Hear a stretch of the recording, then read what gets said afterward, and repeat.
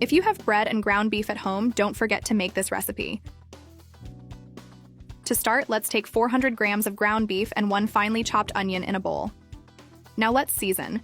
Add a teaspoon of salt, 1 of curry, a teaspoon of paprika, and half a teaspoon of black pepper for a touch of mild spiciness. These spices will transform the meat and make our recipe full of flavor. Mix everything very well until all the seasonings are well incorporated into the meat. This step is essential to ensure that every little piece of meat is well seasoned.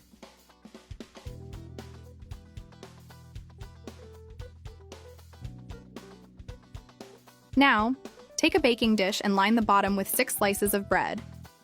These slices will provide the perfect base for our recipe, absorbing all the flavors of the meat and spices.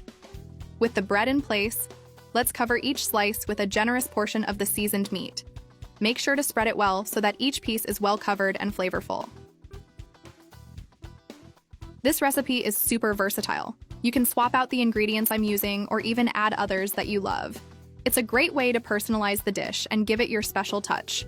Try it out and create your own version. Don't forget to tell me which city or country you're watching me from, so I can send you a special hug in the next video. I'd love to know where our viewers come from.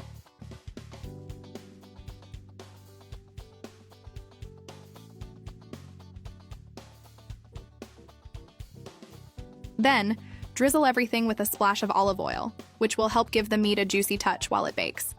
Place in a preheated oven at 180 degrees for about 20 minutes.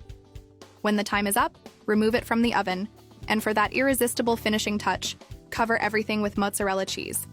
This layer of melted cheese will make our recipe even more delicious.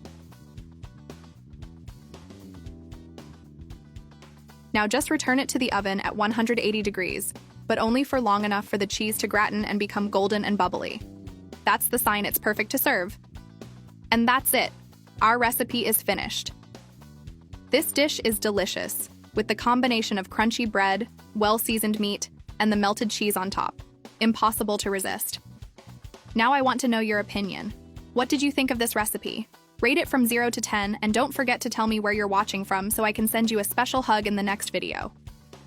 Make this recipe at home and come back here to share how it turned out. I'm sure your family will love it. Thank you so much for being here with me until the end. See you in the next recipe and enjoy your meal.